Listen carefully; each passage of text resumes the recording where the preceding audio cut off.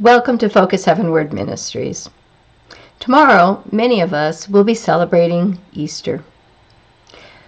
I think of what Christ did for me and am filled with gratitude. As I read through the account of Jesus' crucifixion, on the surface, I can question how the crowd was unable to see who Jesus was. Then, giving it a bit more thought, I wonder if my faith in that moment of uproar and accusation of a crowd would remain firm. I wholeheartedly pray I would stand in obedience to truth. Yet, as I read the gospel accounts of the accusations against Christ, the motivations behind them, and the actions of those in charge, I can glaringly see our human weakness to sin. This causes me to pray anew, Lord Jesus, give me strength to stand and a heart to obey in all circumstances. Mark 15, verses 1 through 15, read, "Early in the morning, the chief priests with the elders and scribes and the whole council immediately held a consultation. And binding Jesus, they led him away and delivered him to Pilate. Pilate questioned him, 'Are you the king of the Jews?' And he answered him, 'It is as you say.' The chief priests began to accuse him harshly. Then Pilate questioned him again, saying, 'Do you not answer? See how many charges they bring against you.' But Jesus made no further answer. So Pilate was amazed. Now at the feast he used to release for them any one prisoner whom they requested. The man named Barabbas had been imprisoned with the insurrectionists who had committed murder in the insurrection. The crowd went up and began asking him to do as he had been accustomed to do for them. Pilate answered them, saying, 'Do you want me to release for you the king of the Jews?' For he was aware that the chief priests had handed him over because of envy. But the chief priests stirred up the crowd to ask him to release Barabbas for them instead. Answering again, Pilate said to them, 'Then what shall I do with him who you call the King of the Jews?' They shouted back, 'Crucify him!' But Pilate said to them, 'Why? What evil has he done?' But they shouted all the more, 'Crucify him!' Wishing to satisfy the crowd, Pilate released Barabbas for them, and after having Jesus scourged, he handed him over to be crucified.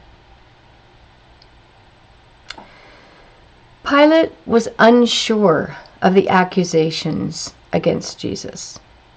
In Luke's account, we read, "Then Pilate said to the chief priests and the crowds, 'I find no guilt in this man.'" He must have been wondering at Jesus' innocence when he remained silent.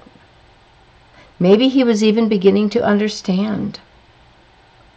Luke chapter 23, verses 13 through 15 says, "Pilate summoned the chief priests and the rulers and the people and said to them, 'You brought this man to me as one who incites the people to rebellion. And behold, having examined him before you, I have found no guilt in this man regarding the charges with which you make against him.'" Perhaps Pilate even hoped that Jesus would defend himself. Pilate found himself in an uncomfortable position. Does he follow the crowd into something he didn't agree with and knew was wrong? Or does he take a stand against the majority and seal his own fate with the powerful Sanhedrin? Listen to what John's account says. "As a result of this, Pilate made efforts to release him, but the Jews cried out, saying, 'If you release this man, you are no friend of Caesar. Everyone who makes himself out to be a king opposes Caesar.'" Pilate even suggested to the crowd that Jesus be released. Pilate understood the motivation behind the angry crowd. Those in charge were threatened by Jesus' growing popularity. The possibility that this truly was the king would affect their power and control. Jesus' teaching was causing a stir, as truth often does. In the end, Pilate concedes to the crowd and hands Jesus over to be crucified. Consider, how often are we ruled by the crowd? Pilate had the opportunity to stand, if perhaps he had listened to that nagging feeling in his heart that the crowd was wrong. He knew that the high priest's jealousy was inferring guilt on a man who was innocent. Would you have stood for Jesus? Do you stand for him now? No matter the cost, are we willing to follow the King of the Jews? Maybe you have wondered about Jesus. Is God real? Don't linger in your decision to follow him.